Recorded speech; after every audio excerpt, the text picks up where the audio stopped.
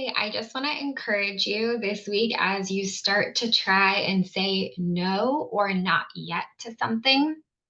I want you to remember that the goal is not necessarily to avoid or restrict the food. If you're focusing on avoiding or restricting that food, it's going to feel just like so much more difficult and nearly impossible if you remember that the goal is to experience a little bit of that discomfort.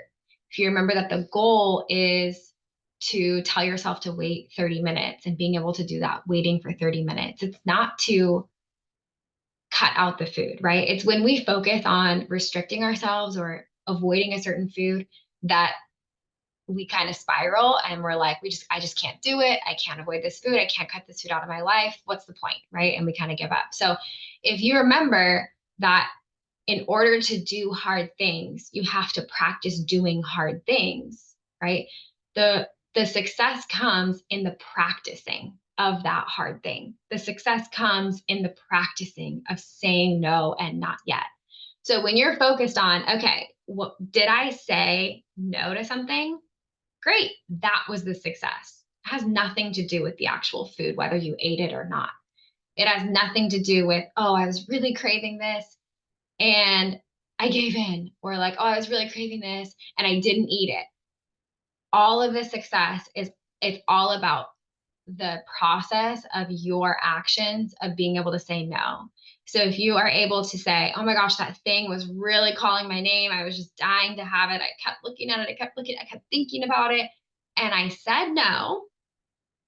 And I waited 30 minutes and I chose to have it, right? Then yes, check, you met the goal because you said no to something, you practiced that muscle, and then you chose to eat it.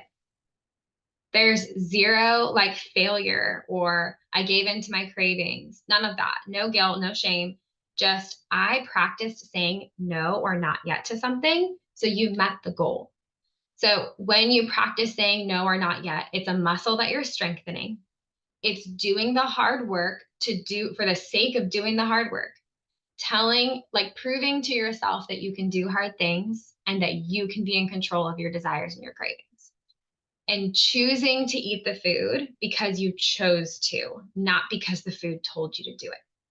I hope that makes sense.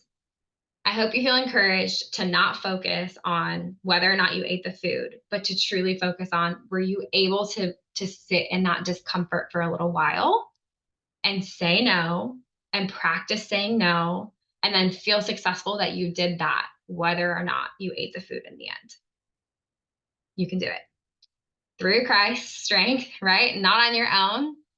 Pray for strength. In those 30 minutes, like the best advice I can give you is to worship so that your mouth is busy, you're doing something, or be with your kids or your person or your dog or whomever. Like go for a walk, listen to a podcast, do something where you're like, I am enjoying my life. I am living, right? I am doing all of these things apart from food. Food has no control over me. And then you come back 30 minutes later and maybe you do still want it. Great, you eat it. But you practiced saying no and you practiced being in control and you practiced doing something hard. You can do it. I believe in you.